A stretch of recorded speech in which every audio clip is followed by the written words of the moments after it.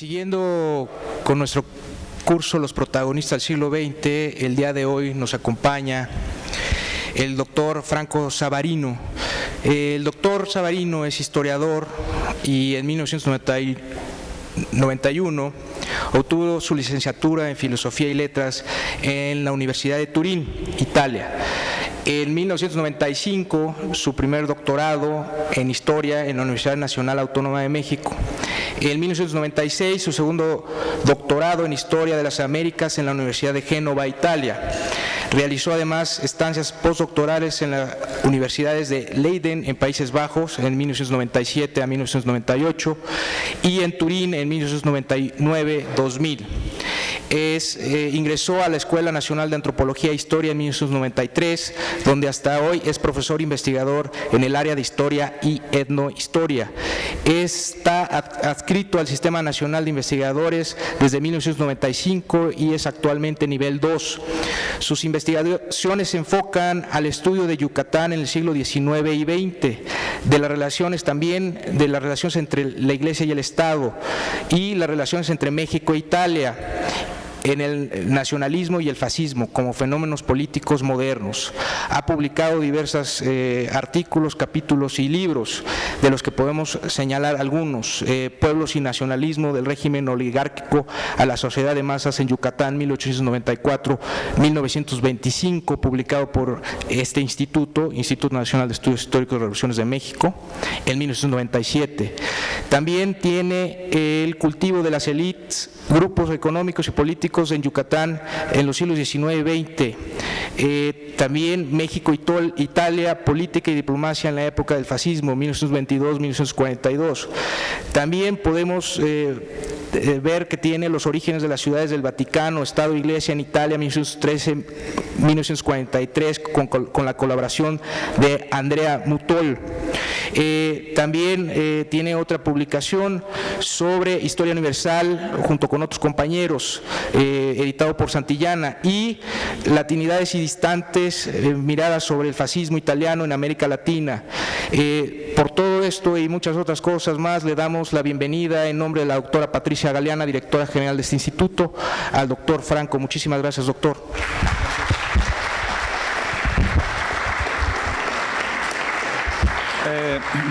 Muchas gracias por haberme invitado a las autoridades aquí del INERM, en el cual publiqué mi tesis doctoral, que fue el libro que primero se mencionó en mi currículum.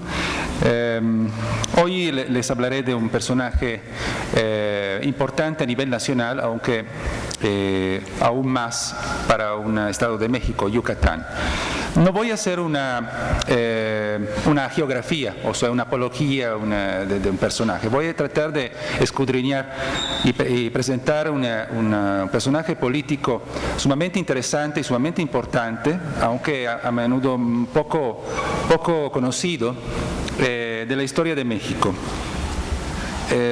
Aquí se puede ver una foto que saqué de una mural que se encuentra en el Palacio de Gobierno de Yucatán, en Mérida, en donde se ve a la izquierda Felipe Carrillo Puerto y a la derecha Lázaro Cárdenas. No es casual la asociación. Quien visite hoy el Palacio de Gobierno en la ciudad de Mérida puede observar diversos murales en las paredes que encierran el patio interno. En una de estas sobresale el retrato de Felipe Carrillo Puerto junto al de Lázaro Cárdenas. Este hombre es considerado en Yucatán y fuera de la península como uno de los líderes políticos más destacados de los tiempos modernos. ¿Quién fue Carrillo Puerto y qué hizo para merecer el honor de ocupar un lugar tan destacado en la memoria de la sociedad yucateca? Antes de proporcionar datos biográficos, es preciso colocar a Carrillo Puerto dentro de su época y en el marco del fenómeno histórico que conocemos como Revolución Mexicana. Fue un líder político típico de los primeros años 20, una época marcada por la crisis ocasionada por la Primera Guerra Mundial, donde la muerte de los viejos paradigmas decimonónicos y la inseguridad con respecto del presente y el futuro abre el paso para la expresión de utopías y saltos hacia adelante, experimentando con sueños y proyectos modernistas, generalmente en el marco del socialismo y el nacionalismo. Lenin y Mussolini, en este sentido, son los hombres más parecidos a Carrillo Puerto al otro lado del océano. en la época de los primeros años 20.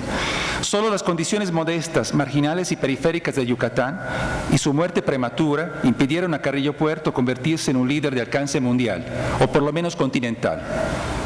Las innovaciones audaces y visionarias que impulsó en el campo de la organización política, la educación y la cultura despertaron un fuerte interés ya en su época. Admiración e inspiración aún fuera de México y también temores por su radicalismo ideológico. Su trágico asesinato en 1924 truncó bruscamente un proyecto de largo alcance y adornó con la corona del martirio a la figura del líder fallecido. Este martirio final, junto con su gran popularidad y fama como apóstol de la causa de los campesinos, lo acercan a Emiliano Zapata, que en muchos sentidos es el análogo de Carrillo Puerto en Morelos. Ya en su momento hubo quien señalara la cercanía y el parecido de estos dos líderes. Además, se percibe cierta influencia zapatista en Carrillo Puerto, originada de la común influencia anarquista, y por su estancia en Morelos en 1914-15. Estuvo en Morelos con Zapata, Carrillo Puerto. De antemano, entonces, tenemos que pensar en Carrillo Puerto como un personaje que rebasa con mucho los angostos límites de la península yucateca y adquiere legítimamente un lugar entre los grandes protagonistas de la historia contemporánea de México. Aquí pasamos a un ejemplo de la memoria, ¿no? Un homenaje a Carrillo Puerto en Yucatán. Es un ícono de la historia, sobre todo en la península, pero también para la historia mexicana. Felipe Carrillo Puerto nació en 1874 en la pequeña ciudad de Motul, al oeste de Mérida, en una familia de clase media criolla. Era hijo de un modesto comerciante de abarrotes y tenía muchos hermanos, que posteriormente se convertirán en sus más cercanos colaboradores políticos.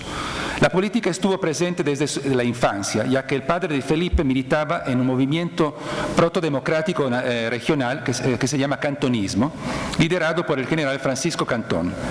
Al cantonismo y a su secuela en el siglo XX, el morenismo, liderado por el sobrino de Francisco Cantón, el periodista Delio Moreno Cantón, estarán vinculadas a las primeras experiencias políticas del joven Felipe. Entre sus experiencias laborales se cuentan la de campesino, transportista, obrero del ferrocarril y corresponsal del periódico La Revista de Mérida. Igual que Emiliano Zapata, fue durante un tiempo caballerango durante una estancia juvenil en Campeche. Entre los episodios que más iluminan la futura carrera política de Carrillo Puerto, cabe mencionar el que ocurrió en 1892. Felipe tenía entonces 18 años de edad y se dedicaba, entre otras cosas, a cultivar una parcela de maíz en la comunidad campesina de Ucí, manteniendo una relación amistosa con los vecinos de allí, que lo llamaban cariñosamente Yash Ich, que significa ojos verdes en maya, que era el color de sus ojos, efectivamente.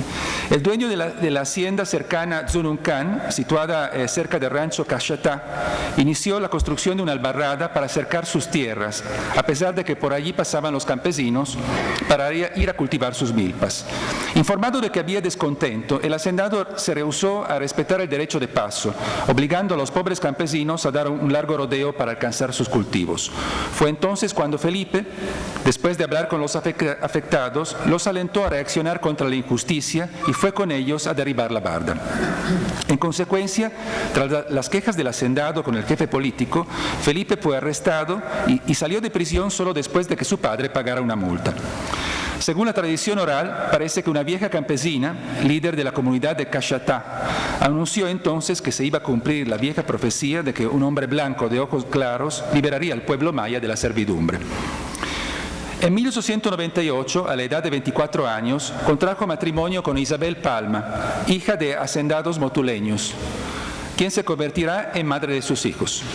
Durante las turbulencias políticas surgidas al final del segundo cuatrienio del gobierno de Olegario Molina, Carrillo Puerto participó en acciones agraristas y antigobernistas, bajo las banderas del movimiento de Delio Moreno Cantón.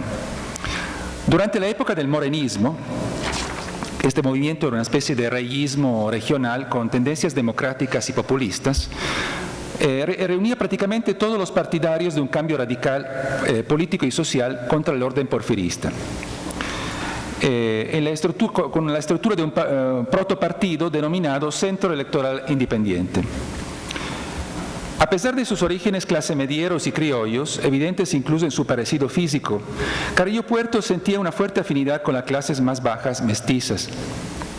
Influían en eso su experiencia laboral en contacto con los grupos sociales subalternos y su manejo fluido del idioma maya, la lengua hablada por todos los sectores populares, tanto rurales como urbanos, en Yucatán.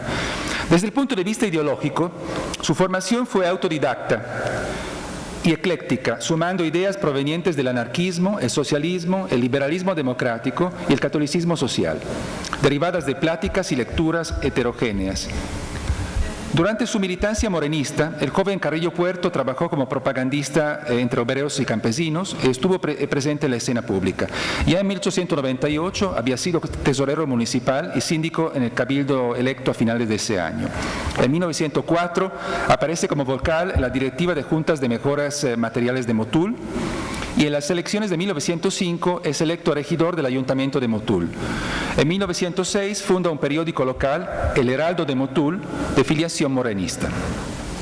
Su actividad disidente no pasa desapercibida a las autoridades y en 1907 es apresado con el pretexto de haber cometido ultrajes a funcionarios públicos por un artículo que publicó. Fue liberado tras pasar en la cárcel solo algunas semanas porque el juez consideró la acusación insustancial. Entre 1904 y 11, Felipe Carrillo Puerto fue colaborador de la revista de Mérida, siendo corresponsal en Motul. En septiembre de 1910 asistió como delegado de Yucatán al tercer Congreso Nacional de Periodistas de la Prensa Asociada de los Estados, que se realizó en San Luis Potosí. En este foro, el joven Carrillo Puerto abogó por los periodistas y políticos yucatecos encarcelados o acosados con órdenes de aprehensión. El Congreso se pronunció entonces por la libertad de todos los presos y perseguidos políticos, incluyendo a Francisco Madero, quien se encontraba preso en esa ciudad. Carrillo Puerto participa en el crescendo de movilizaciones políticas de los años 1909 y 1911, cuando en Yucatán es elegido el sucesor de Olegario Molina, Enrique Muñoz Arístegui. Y posteriormente, al caerse el régimen de Díaz, hay finalmente elecciones libres durante la administración maderista. Cabe destacar que en Yucatán el maderismo se caracteriza por una fuerte continuidad con el viejo régimen y que el proceso electoral de 1911, que dio la victoria a José María Pino Suárez contra Delio Moreno Cantón, es matizado por fuertes enfrentamientos y concluye en un fraude electoral descomunal que deja frustrados a todos los militantes y electores morenistas. Yo hice un estudio específico sobre este proceso electoral que fue más o menos manejado desde la Ciudad de México por Gustavo Madero y fue un fraude total, ¿no? Dejó completamente decepcionados a los yucatecos. Es un poco una sombra sobre esta imagen que tenemos del maderismo, del despertar democrático, que sí lo fue, pero hubo también elementos de esta índole. En este contexto de violencia y decepción, Carrillo Puerto se enfrenta a balazos y mata a un militante pinista local, Néstor Argonilla, siendo luego arrestado e encarcelado en Mérida por homicidio. No se quedó mucho tiempo en la cárcel, ya que al derrumbarse el maderismo en 1913, logró salir en libertad condicional. El periodo de la dictadura huertista es quizás el más oscuro en la biografía de Carrillo Puerto, en el sentido de que se sabe poco de lo que ocurrió y que la actuación ambigua de quien a la postre se convertiría en un héroe y mártir exigía remover de su horizonte biográfico las posibles sombras que derivarían de una inicial simpatía hacia una dictadura que había derrumbado al para él odioso régimen maderista. Era antimaderista Carrillo Puerto, por lo cual inicialmente simpatizó con Huerta. El líder del Centro Electoral Independiente, Delio Moreno Cantón, apoyó abiertamente a Huerta y se trasladó a la Ciudad de México, donde falleció en 1916, mientras su partido desaparecía. Algunos militantes morenistas se unieron al régimen huertista, otros pasaron a la oposición y a la clandestinidad, y otros más suspendieron sus actividades políticas. Cabe destacar que el huertismo en Yucatán fue tan continuista y conservador como el maderismo anterior, por lo cual dejó decepcionados a quienes esperaban un cambio en favor de las clases populares. Sea como haya sido, Carrillo Puerto no encontró espacios políticos favorables para retomar su lucha ni durante el huertismo ni durante el primer gobierno constitucionalista. Expulsado de Yucatán por Eleuterio Ávila, a finales de 1914, se trasladó a Morelos, donde el zapatismo estaba llevando a cabo un experimento de autogestión popular influenciado por ideales anarquistas y descansando sobre las comunidades campesinas tradicionales. Aquí se integró en las actividades agraristas y durante varios meses acumuló experiencias valiosas que le serán de gran utilidad en el futuro. Zapata tuvo simpatía con el joven yucateco, le asignó tareas como agrónomo y lo nombró coronel en diciembre de 1914. En Cuautla se desempeñó como comisario agrario, ayudado por el joven Fidel Velázquez, futuro secretario ad vitam de la CTM. Carrillo Puerto, sin embargo, no olvidó su compromiso con el pueblo yucateco. A principios de 1915, al enterarse que Yucatán había cambiado el clima político, tras la llegada de un nuevo comandante constitucionalista, decidió volver a la península. En este momento, el hombre fuerte de Carranza en Yucatán era el general Salvador Alvarado, quien cumplía el mandato de reorganizar el Estado para asegurar la victoria constitucionalista y cumplir con los preceptos revolucionarios de eliminar los restos del viejo régimen y movilizar los sectores populares a favor del nuevo. Se trataba de buscar un equilibrio entre las exigencias de la producción económica y la promoción de los derechos de los trabajadores y de los campesinos. Para 1915, el enfrentamiento entre Carranza y la Convención había convertido a los zapatistas en enemigos del bando constitucionalista. Por esta razón, cuando Carrillo Puerto desembarcó en el puerto de Progreso, fue arrestado inmediatamente con la acusación de ser un agente y espía de Zapata. Salvador Alvarado, interesado en buscar colaboradores, tras entrevistarse con el joven zapatista, le perdonó y le ofreció integrarse a su proyecto político. Así fue como Carrillo Puerto comenzó su carrera en el régimen revolucionario de Salvador Alvarado. Se desempeñó inicialmente como propagandista en el distrito de Motul, luego como miembro del Departamento de Cooperativas. En 1916 se desempeñó brevemente como alcalde de Motul y fue elegido diputado constituyente suplente. En el mismo año participó en la fundación del Partido Socialista Obrero, distinguiéndose de inmediato como un organizador y propagandista excepcional. Ascendió rápidamente los peldaños de la jerarquía del partido y a principios de 1917 se convirtió en su presidente. En mayo de ese año, el partido pasó a llamarse Partido Socialista de Yucatán y cobró fuerza, favorecido por el respaldo de Salvador Alvarado, quien quería consolidar su presencia en la península en el ámbito de la dirigencia carrancista. Gracias a la obra de Carrillo Puerto, el Partido Socialista de Yucatán fue más allá de un mero soporte político del régimen alvaradista. Incorporó a muchos militantes morenistas, activistas sociales y sindicalistas, se articuló una estructura política y administrativa en contacto con la base popular y radicalizó sus posiciones ideológicas. El partido reorganizado por Carrillo Puerto se convierte en el primer partido político moderno de Yucatán y uno de los más avanzados en su época a nivel nacional.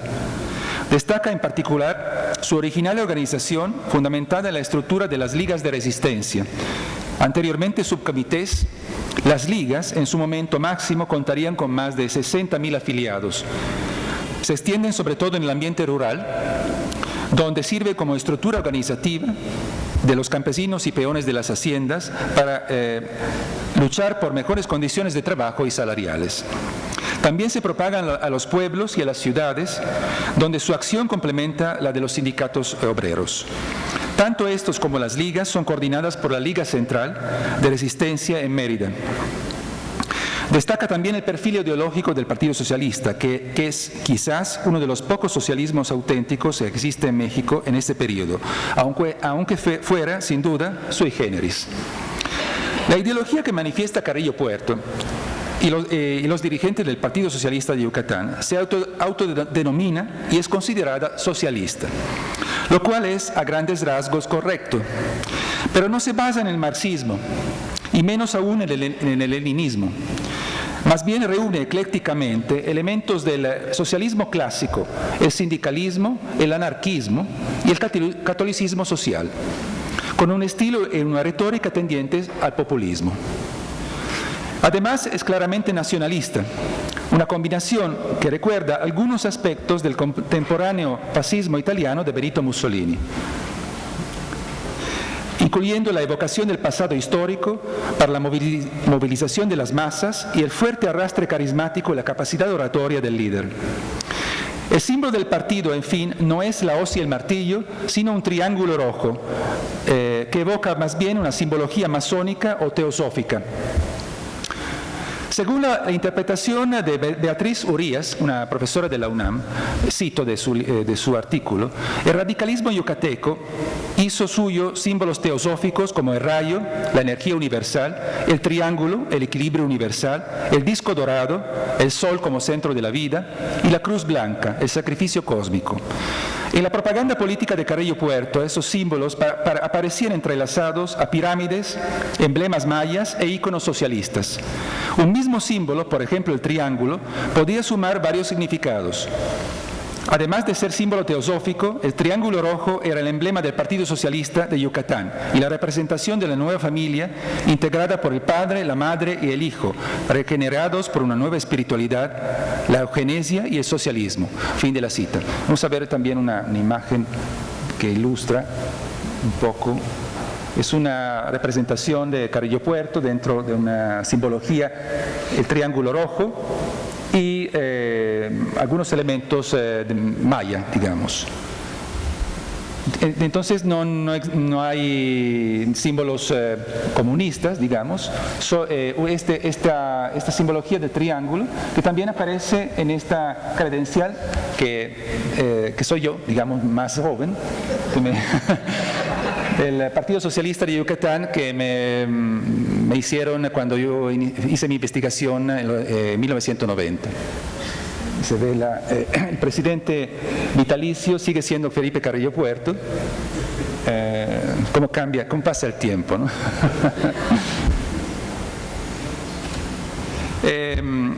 Entonces, vamos a pasar de nuevo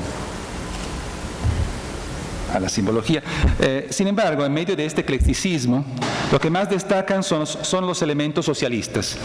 Desde finales de 1917, en efecto, el impacto mundial de la revolución bolchevique, con la retórica radical e incendiaria de Lenin, propagaban los temores de que el bolchevismo se estaba expandiendo en todo el mundo. Así, el socialpopulismo ecléctico de Carrillo Puerto se le puso una etiqueta de bolchevique por sus adversarios, que también fue asumida por muchos de sus partidarios que no conocían realmente el carácter de la revolución en Rusia, pero la admiraban. Había mucha admiración por el bolchevismo, pero muy poca gente sabía qué era realmente el bolchevismo. ¿Qué entendían finalmente los yucatecos de esa época por socialismo? Carrillo Puerto, quien conocía de manera superficial la literatura marxista, utilizaba el término socialismo entendiéndolo primero como un instrumento de emancipación y de lucha social, sin preocuparse mucho de las definiciones formales. La definición ideológica del socialismo yucateco en realidad es problemática y no encaja en una simple etiqueta, también porque existían diferencias e interpretaciones distintas entre los dirigentes y líderes socialistas.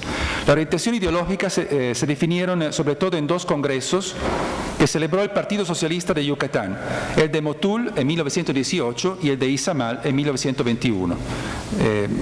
No voy a entrar en detalles sobre estos congresos, pero se discutió mucho la posibilidad de que este partido se uniera a la Comintern, la Internacional Comunista. Finalmente decidieron que no venía el caso, ¿no? Pero había mucha retórica comunista en estos dos congresos, sobre todo el de Izamal de 1921, que creó un poco la imagen de que en Yucatán se estaba creando un experimento bolchevique. Los enemigos de Carrillo Puerto, ya sea sincero o bien pragmáticamente, aprovecharon el susto que provocaba la etiqueta de bolchevique para denunciar a Carrillo Puerto. Uno de ellos fue el arzobispo de Yucatán, Martín Trischler y Córdoba, quien en 1922 escribió al delegado apostólico en México que Yucatán se estaba precipitando hacia una dictadura bolchevique. También en Estados Unidos, las noticias de una tendencia soviética en Yucatán llevaron a protestas y presiones al gobierno de Obregón para que frenara al gobernador rojo en la península sureña. En realidad, Carrillo Puerto parecía jugar más que seguir seriamente una senda comunista. Sabía que la retórica bolchevique llamaba la atención, era un instrumento de movilización de sus partidarios y servía para asustar a sus adversarios. Utilizó, por ejemplo, esta retórica cuando fue electo diputado federal por Yucatán en 1920. Durante su breve estancia en la capital, destacó por su radicalismo extremo. en particular cuando participó en una manifestación organizada por la CROM el 26 de septiembre de 1920, que pedía la creación de una comisión reguladora del comercio, la reglamentación de los artículos 27 y 123 de la Carta Magna.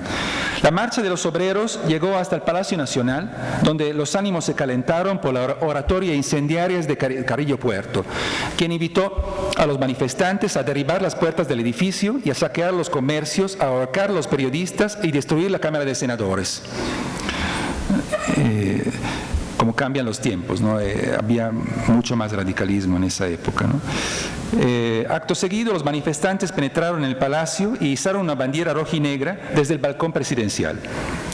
En la capital, Carrillo Puerto también participó en el llamado Buró Latinoamericano, promovido por los delegados de la Comintern, pero al poco tiempo se separó de ellos, porque el líder yucateco llegó al convencimiento, gracias a los consejos del norteamericano Robert Haberman y de las cartas de José Ingenieros, de que era posible una lucha y una ruta hacia el socialismo sin necesidad de adherirse de una manera plena y mecánica al camino de la Rusia soviética, pero tampoco, claro está, sin enfrentarse con ella, sino prestándole toda la solidaridad posible. El comunismo de Carrillo Puerto, entonces, no pasó de ser un ingrediente de su eclecticismo ideológico, expresión de una fuerte simpatía e interés hacia el experimento ruso, siendo tomado más en serio por sus opositores que entre las filas de sus correligionarios y compañeros de lucha. El líder socialista continuó elaborando su propia fórmula ideológica cuando regresó a Yucatán para dedicarse a tiempo completo a la organización del Partido Socialista y posteriormente a ocupar el cargo de gobernador del estado. La oposición yucateca a este supuesto bolchevismo se organizó entre las clases altas y medias que se veían afectadas por la amenaza de expropiación, las movilizaciones populares y la mala racha económica del periodo. No era solo un rechazo socioeconómico, muchos temían que el indigenismo socialista activara una peligrosa insurrección étnica que llevaría quizás a una nueva guerra de castas. La Iglesia Católica, por su lado, a pesar de encontrarse en condiciones relativamente favorables, temía por las tendencias irreligiosas del Partido Socialista y por la educación de los jóvenes sometidos a un adoctrinamiento bolchevique. En 1919-20, la oposición se congrega alrededor de la Asociación de Hacendados Enequeneros y del Partido Liberal Yucateco, que recibe el apoyo de Carranza, mientras que Obregón apoya al Partido Socialista de Yucatán, en el marco de la lucha entre los dos líderes nacionales para la sucesión presidencial. En Yucatán, la fractura entre liberales y socialistas, que se había iniciado en 1917, es tan profunda que se reproduce hasta en los pueblos y asentamientos más pequeños, donde los pobladores y los caciques se incorporan más por impulsos clientelares y locales que ideológicos. Entre los dos bandos se desata finalmente en todo el estado un violento conflicto en la segunda mitad de 1919. Los liberales logran imponerse en diciembre de ese año, cuando Carranza ordena al coronel Isaías Zamarripa reprimir con las tropas federales a los socialistas yucatecos. La Liga Central de Resistencia es incendiada, Carrillo Puerto tiene que exiliarse a Nueva Orleans, mientras los socialistas son perseguidos en todo el estado. Se crea un clima de tensión y de violencia que perdura aún después de que la relación se invierte, con los socialistas triunfantes tras la derrota carrancista y el triunfo obregonista de Agua Prieta en 1920. Durante este año y hasta 1921 sigue el conflicto latente hasta el agotamiento político de la oposición. Regresado Carrillo Puerto del exilio en junio de 1920, con el apoyo de las fuerzas obregonistas, organizó la reconstrucción del Partido Socialista y asumió nuevamente el control político del Estado. Cabe destacar que, al margen de las contiendas políticas, el problema principal que enfrenta Yucatán durante este periodo es la debacle económica, ocasionada por el fin de la Primera Guerra Mundial, la consiguiente baja en la demanda y la drástica disminución de los precios internacionales del Enequén, que es el producto principal de la península en esa época. Ya no, hoy es el turismo tal vez, pero en esa época Yucatán producía Enequén. La Comisión Reguladora del Mercado del Enequén, organismo creado por Salvador Alvarado en 1915, entra en crisis y ya no puede controlar el mercado enequenero, por lo cual se liquida en octubre de 1919, causando un desastre económico. Todas las clases sociales resienten la depresión por la baja en los salarios, la inflación, la mengua del comercio y la escasez de comida. Esta situación económica precaria, aunque no fuera responsabilidad directa de los socialistas, es probablemente uno de los factores más importantes del fracaso del proyecto de Carrillo Puerto en Yucatán. Cuando ocurre en 1920 la transición del gobierno nacional de Carranza al de Obregón, Yucatán se ve sumido definitivamente bajo el dominio socialista. Obregón, de paso en su gira electoral por todo el país, llega a Mérida el 7 de septiembre y le otorga a Carrillo Puerto el poderoso respaldo del centro. Después del interinato de Manuel Berzunza, Carrillo Puerto asume la gubernatura del Estado en noviembre de 1921 y queda como la máxima autoridad del Estado hasta su asesinato, ocurrido en enero de 1924. En su discurso de toma de posesión, el 1 de febrero de 1921, Carrillo Puerto arenga a la muchedumbre en idioma maya, desde los balcones del Palacio de Gobierno, anunciando un giro político radical a favor de los desposeídos. Se inicia entonces el periodo de mayor actividad y radicalización del socialismo yucateco, que impacta en la estructura social, dándole a los subalternos un orgullo y un deseo de ascender, sin abandonar y negar su cultura y sus costumbres. Se promueve abiertamente el uso de la lengua maya. Hay una valorización del pasado ancestral prehispánico y se difunden usos y costumbres populares. El partido incluso ofrece un canal de ascenso en su burocracia que permite a muchos hombres de origen humilde ocupar cargos importantes en los pueblos y en la capital. En general hay un ascenso también de una clase media nueva que ya no encuentra obstáculos en la vieja oligarquía nequenera. Y aunque mantenga algunas reservas de carácter étnico, no se deja amedrentar por el protagonismo de las clases bajas. Carrillo Puerto fomenta personalmente este despertar popular, habla en maya en sus discursos, exalta el pasado indígena, se viste de manera sencilla, visita las chozas rurales y comparte la comida con los campesinos. Este modo de actuar, especialmente su modo de expresarse sincero, directo y convencido, le gana una popularidad inmensa y refuerza lo que se convertirá más tarde en un mito. En Carrillo Puerto hay sin duda y ante litteram algo del futuro carisma popular de Lázaro Cárdenas. Aquí vemos también una fotografía interesante de Carrillo Puerto en medio del pueblo. Hombres y mujeres delante de él, maya. Es emblemático de la imagen que el pueblo yucateco tiene y él mismo fomenta de líder de la revancha popular del pueblo maya. Pero Carrillo Puerto no era solo un líder visionario y populista, apóstol de los mayas y evangelista del socialismo. Sabía que sin el apoyo de una parte, al menos de la clase media y alta, no podía llevar adelante sus proyectos. Era también pragmático. Así, a pesar de la fraseología radical, su gobierno intenta contrarrestar los efectos de la crisis económica que causaba estragos entre los comerciantes, empleados y productores agrícolas. El principal objetivo era de mantener a flote la industria nequenera, que seguía siendo la principal generadora de riqueza para el Estado y fuente de trabajo para decenas de miles de yucatecos. En febrero de 1922 se funda la Comisión Exportadora de Nequén, puesta bajo la dirección del hacendado Tomás Castellanos Acevedo.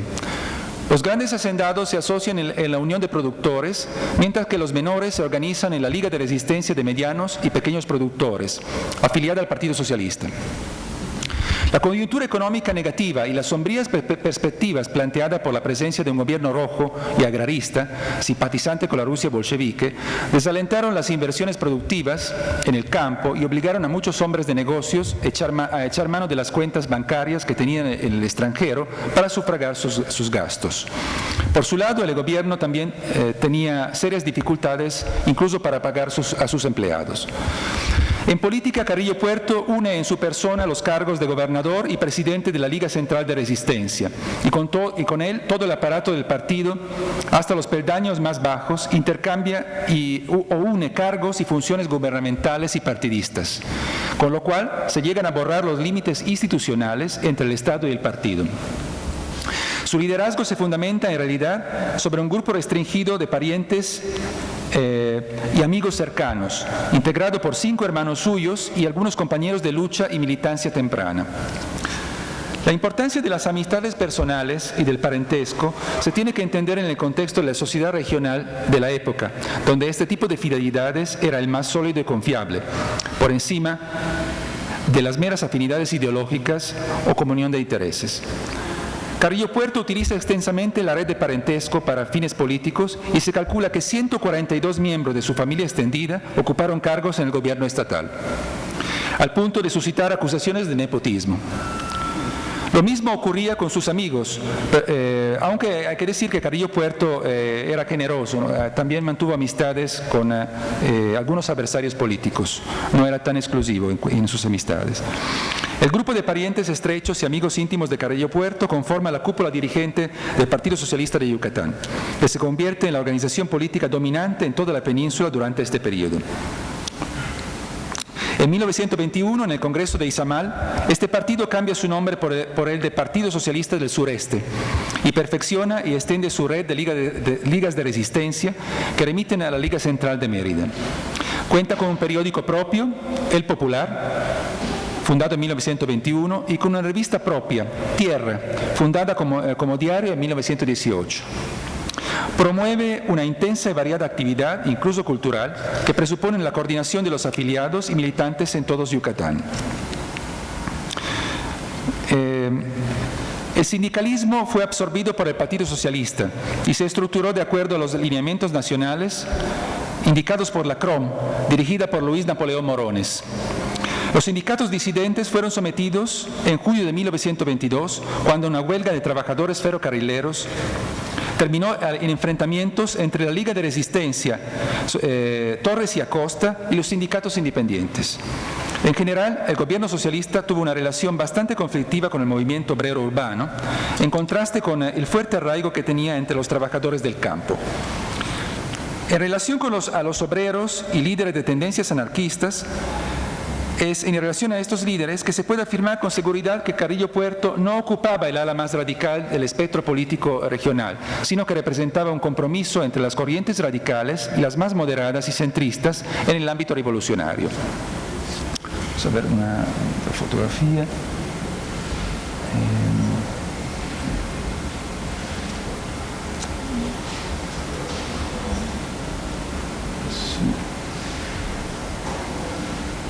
Una foto del Congreso Socialista de Motul, bastante interesante el aspecto rústico, ¿no? Hasta con niños presentes en la mesa, ¿no? Y también, ¿dónde estaba? No encuentro. Es una imagen de Carrillo Puerto en la Liga Central de Resistencia de Mérida. Atrás se ve el triángulo rojo, símbolo del Partido Socialista, ¿no? La coordinación de Carrillo Puerto con los líderes nacionales durante el periodo presidencial de Obregón también fue patente en el campo educativo. Siendo secretario de Educación José Vasconcelos, quien visitó Mérida en noviembre de 1921, en Yucatán se implementó una cruzada educativa de acuerdo con las consignas nacionales del Maestro de las Américas, aunque los maestros yucatecos se resistían al excesivo centralismo vasconcelista. Se fundaron numerosas escuelas en Mérida y en el interior del estado, añadiéndose a estas a las que ya había fundado Alvarado. La escuela se implantaba sobre bases racionalistas. Los arquitectos y promotores de la llamada educación racionalista eran los profesores Arcadio Zentella, José de la Luz Mena, Felipe Valencia López y Agustín Franco Villanueva. Sobresalía como experimento educativo en particular la escuela que se fundó en 1917 en el barrio de Chubinópolis. Sin embargo, uno de estos experimentos, la ciudad escolar de los mayas, fracasó por la mala administración. En 1922, con el apoyo federal, fue inaugurada la Universidad Nacional del Sureste, que hoy es la Universidad Autónoma de Yucatán. Junto con la educación se promovió la moralización de las costumbres populares, enfatizando la necesidad de abandonar los vicios del juego y del alcoholismo. En Yucatán se estableció la ley seca, cerrándose todos los expendios de bebidas alcohólicas. Sobre este tema, Felipe Carrillo Puerto intervino en la tercera Convención Nacional de la CROM en Orizaba, en julio de 1921, y allí dijo, cito su discurso: si queremos combatir la explotación de los burgueses, debe establecerse el Estado seco. En nuestro Estado se estableció el Estado seco y a nosotros nos dio gran resultado. Nosotros hicimos una propaganda muy intensa para que los trabajadores comprendieran los males que causa el alcohol. El aguardiente es el arma de que se han servido los burgueses para explotar a la humanidad. Todos los crímenes cometidos por el hombre son cometidos por los que toman aguardiente. El fin de la cita. Muchos esfuerzos fueron dedicados a rescatar la herencia histórica, la lengua maya, los estilos, las memorias y el orgullo de los yucatecos por su pasado. Aún en Mérida eran muchos los hablantes nativos de maya y este idioma era conocido por todas las clases sociales. Carrillo Puerto lo hablaba corrientemente en público y en una ocasión expresó su deseo de convertirlo en idioma oficial del Estado. Debido a su perfil nacionalista, el socialismo yucateco no tenía problemas en valorar el pasado histórico, el cual se veía como precondición y estímulo para construir el futuro, no como una añoranza del paraíso perdido. El pasado prehispánico en particular fue objeto de veneración y estudios, impulsando la arqueología y la visita a sitios monumentales como el de Uxmal y Chichén Itzá. Este afán de rescate arqueológico e histórico era la vertiente cultural del proyecto político socialista, que buscaba enlazar los yucatecos con su pasado indígena maya. Para revivir a la antigua civilización maya, fue reelaborada una historia étnica que exaltaba el antiguo mayab, la lucha del indio maya por la emancipación y la libertad, iniciando con las sublevaciones antiespañolas y terminando con la revolución anticapitalista y antiburguesa. La adquisición de la conciencia de clase por medio del socialismo representaba en este esquema una especie de recuperación final y culminante de la conciencia étnica ancestral. Así, con el advenimiento del socialismo, se rescataba al indio maya de una larga historia de opresiones, conquistando una posición predominante en cuanto a clase étnica que tenía que establecer su dictadura progresista sobre la sociedad. En las escuelas y en toda clase de eventos se proponía esta nueva versión de la historia peninsular, protagonizada por el maya, en contra de la vieja historia criolla de raigambre europea. Para fortalecer esta reinterpretación de la historia, fueron impulsadas las excavaciones arqueológicas, abriendo por primera vez los sitios a las visitas colectivas y de masa.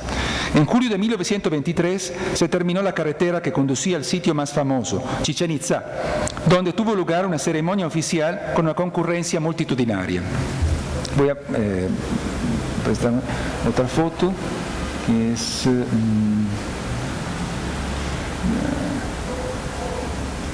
Ya no la encuentro. Este es Carrillo Puerto en el balcón un balcón de un hotel de Mérida con Plutarco Elías Calles. Cito de la revista Tierra, la ceremonia de inauguración del sitio de Chichén Itzá. En Chichén Itzá, el gobernador Carrillo Puerto, seguido por el pueblo, subió a la cumbre del edificio denominado El Castillo, haciendo ondear la enseña nacional en aquella altura. Siguió luego una visita a todos aquellos edificios que tienen algún interés arqueológico. En la tarde, a las 16, se comenzó a desarrollar la segunda parte del programa, en el edificio llamado Juego de la Pelota. El estrado se instaló en el edificio de los Tigres. Magnífica fue esta parte en que colaboraron los poetas y literatos y en que cantaron los orfeones entonando cantos especialmente compuestos para las ruinas de Chichén Itzá. El número más culminante fue el discurso pronunciado por el gobernador Carrillo Puerto en lengua maya ante los gloriosos monumentos de aquella raza que alcanzó tantos adelantos en el camino a la civilización. Escucharon al gobernador más de 5.000 personas. Explicó el significado moral que para él tiene la obra que se inauguraba, que además de una gran labor material, significaba un gran paso hacia el resurgimiento espiritual del gran pueblo yucateco, teniendo en alto mérito la grandeza de sus antepasados. Fin de la cita. Impresionante esta utilización del pasado arqueológico. Los hallazgos de las excavaciones arqueológicas eran enviados a Mérida, donde se colocaban en el nuevo Museo Yucateco. Todo socialista yucateco tenía que visitar las exposiciones e ir a ver las ruinas, como en un peregrinaje, para adquirir conciencia de la grandeza de sus antepasados. Carrillo Puerto dijo en varias ocasiones que el arte prehispánico, arte popular por excelencia, tenía que reemplazar el arte occidental, en cuanto a nueva forma artística del pueblo y para el pueblo. Hubo expresiones simbólicas parecidas en el campo arquitectónico y la iconografía en general, anticipando la definición del estilo arquitectónico nacionalista mexicano, rico en elementos de inspiración prehispánica, que se convertirá más tarde en el magnífico arte nacional. aunque cuando ustedes van a Mérida y ven el edificio de la Liga Central, no es de la época de Carrillo Puerto, fue construido después de su muerte, es en estilo maya, neomaya, digamos. También se cuidó la lengua maya, imprimiendo abundante material propagandístico, informativo y literario en aquel idioma, que tenía en efecto una larga tradición de lengua escrita. Se hicieron, por ejemplo, reediciones populares del Popol Vuh y del Chilam Balam. Carrillo Puerto quiso acercarse al nuevo mayismo personalmente, difundiendo la especie que él era descendiente directo del héroe Nachi Cocom, príncipe de Sotuta en el siglo XVI. En este ámbito promovió también el cultivo del maíz, sustentándolo en las tradiciones ancestrales maya. Lanzó una campaña para sustituir el nequén con el maíz, la base de la subsistencia y el eje simbólico de la economía campesina. En sus discursos el líder socialista decía, cito, maíz para los pobres y nequén para los ricos. El nequén es el eslabón de la opresiva cadena de servidumbre de los indios y es tiempo que terminemos con ese cacto. Fin de la cita. La campaña para el maíz suscitó el rechazo de muchos hacendados que acusaron a Carrillo Puerto de asumir una actitud retrógrada en favor de la agricultura primitiva. El impulso al cultivo del maíz se asociaba con el reparto agrario, que otorgó tierras a 23.000 campesinos por una extensión de 438.000 hectáreas entre 1922 y 1924. Si quieren ya pasar unas preguntas. Ya, ok, porque no me falta mucho para terminar. Durante su visita a Yucatán en 1921, José Vasconcelos elogió los esfuerzos de los socialistas yucatecos para revitalizar el pasado indígena, pero rechazó que los habitantes de la península se convirtieran de nuevo en mayas. Más bien deberían apuntar, en su opinión, a una nueva síntesis cultural. De hecho, una de las consecuencias más duraderas del renovado interés por el pasado prehispánico fue el turismo, impulsado por primera vez explícitamente con el apoyo oficial al formarse una compañía impulsora del turismo a las ruinas de Yucatán en 1921. Otra de las novedades que trajo el socialismo fue la promoción de la mujer. Si consigo... Allá Alvarado había impulsado reformas en el sentido feminista, organizando 2 congresos en 1916. Felipe Carrillo Puerto siguió en esta senda con la ayuda de su hermana Elvia, apodada la Monja Roja, fuera de Yucatán, que es esta mujer que vemos en esta fotografía, Elvia Carrillo Puerto, precursora del feminismo mexicano. En 1922, el gobernador alienta la regulación de la natalidad mediante la difusión de teorías y prácticas anticonceptivas de Margaret Sanger e impulsa la implementación del voto femenino, abriendo la puerta para el ingreso de mujeres en los puestos electivos. En consecuencia, en el mismo año, la profesora Rosa Torres obtiene el primer cargo de elección popular en la República Mexicana, al ser electa primera regidora en el Ayuntamiento de Mérida. En un momento incluso había corrido el rumor de que la misma Elvia Carrillo Puerto fuera a postularse como alcalde de la ciudad. Al año siguiente, Elvia, junto con otras 2 militantes socialistas, Raquel Zib y Beatriz Peniche, son electas diputadas en la 28ª legislatura local. Es un gran adelanto respecto a lo que conoce el país en términos de la promoción de los derechos de la mujer. En relación con las mujeres, cabe mencionar, por sus implicaciones personales y políticas, el romance que tuvo Carrillo Puerto con la periodista norteamericana Alma Reed. A ver si encuentro la foto, que es esta.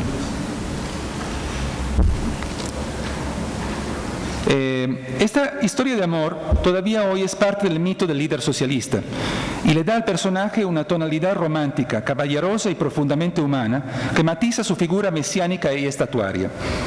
Un rumor difundido entonces, que persiste en la actualidad como leyenda, es que el amor por esa mujer fue tan intenso que distrajo a Carrillo Puerto de sus labores políticas y favoreció su trágico final, al impedirle tomar medidas efectivas para enfrentar a los peligros y a intentar huir por mar para alcanzar a su amada en Estados Unidos.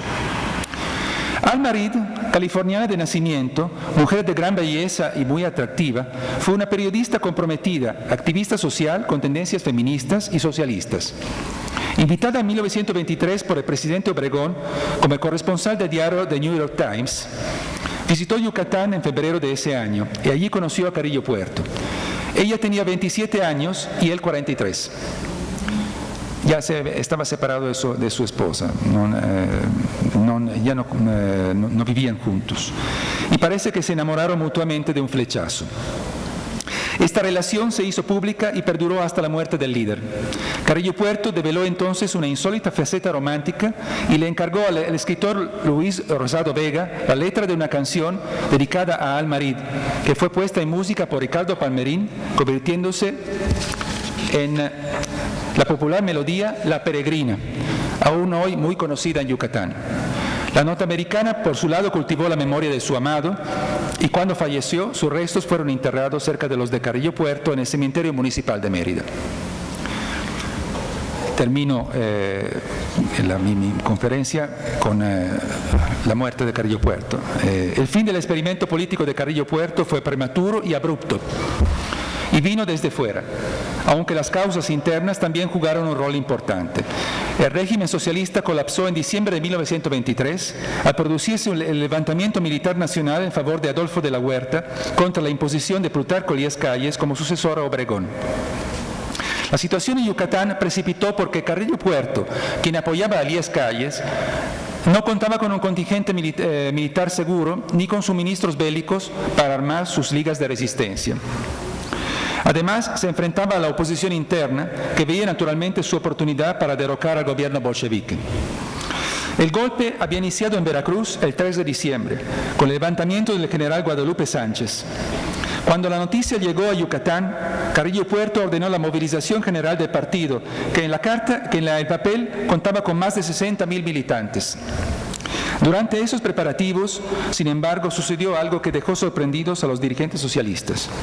Muy pocos ligados se presentaban para ser armados y entrenados en la defensa del partido.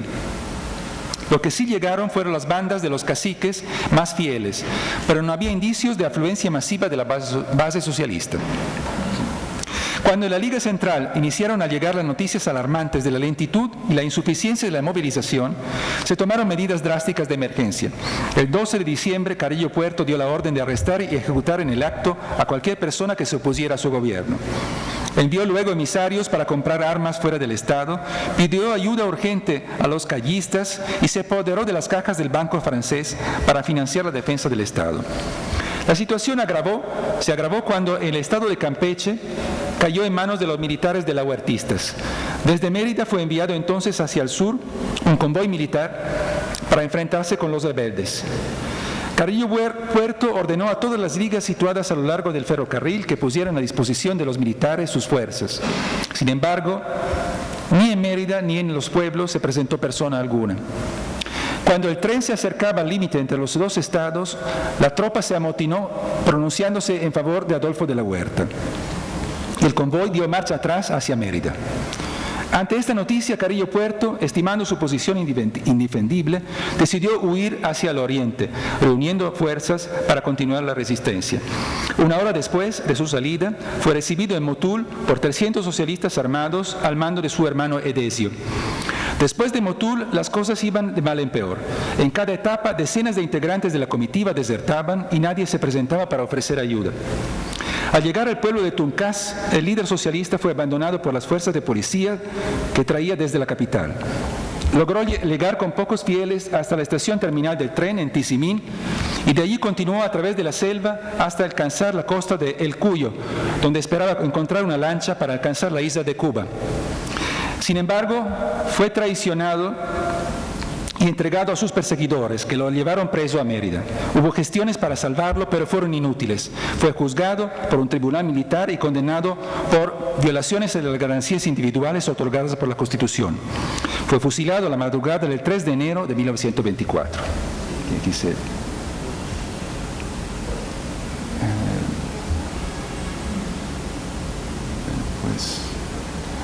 Tenía una... sí, aquí está.